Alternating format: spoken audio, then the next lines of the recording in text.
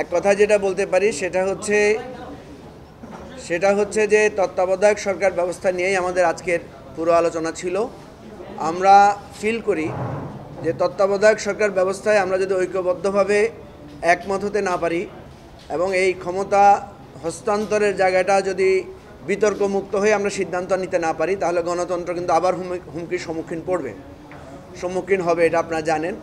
এর আগেরবারও আমরা দেখেছি তত্ত্বাবধায়ক সরকার ব্যবস্থাটা যখন বাতিল করে দেওয়া হয়েছে বা আবার আগের জায়গায় দলীয় সরকার অধীনে নির্বাচনের জায়গায় গেছে, সেখানে আবার গণতন্ত্র হুমকির সম্মুখীন হয়েছে।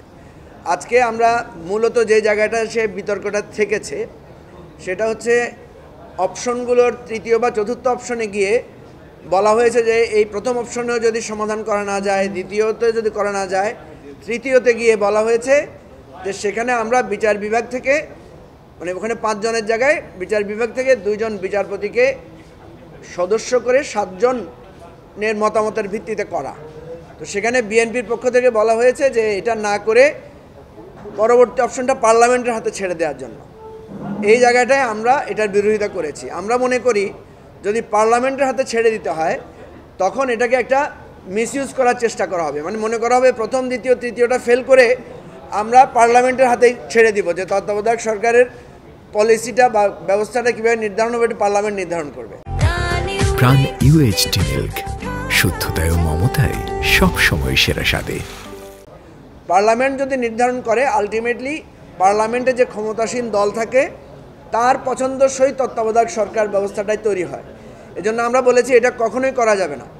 পার্লামেন্ট তো অটোমেটিক্যালি যে কোনো বিষয়ের সমস্যার সমাধানের জন্য পার্লামেন্ট কাজ করবেই, কিন্তু এটা যদি আমরা সংবিধানে লিখে দেই বা বিধির মধ্যে সংযুক্ত করি, তাহলে এটাকে একটা মিসইউজ করে আবার তত্ত্বাবধায়ক সরকার ব্যবস্থাটাকে ম্যানিপুলেট করার একটা সুযোগ তৈরি হবে। আমরা অনেকগুলো দল এটাকে সিরিয়াসলি অপোজ করেছি এবং বিএনপির কাছে আমরা অনুরোধ করেছি যে আপনারা এই জায়গায় অন্তত একমত হন, এই জায়গায় অন্তত নোট অফ ডিসেন্টটা আপনারা দিয়েন না।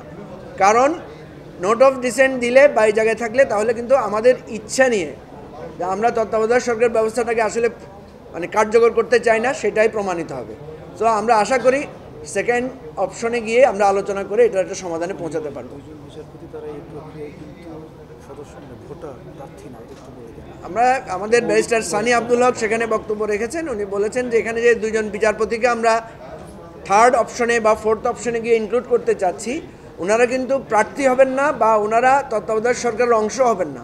ওনারা জাস্ট সিলেকশন প্রসেসে একজন মেম্বার হিসেবে থাকবেন, হয়তো মতামত দিতে পারবেন। সুতরাং এখানে বিচার বিভাগ কলুষিত হওয়ার বা সম্পৃক্ত হওয়ার সুযোগটা থাকবে না। এটাই ছিল আমাদের মত। সবাইকে ধন্যবাদ।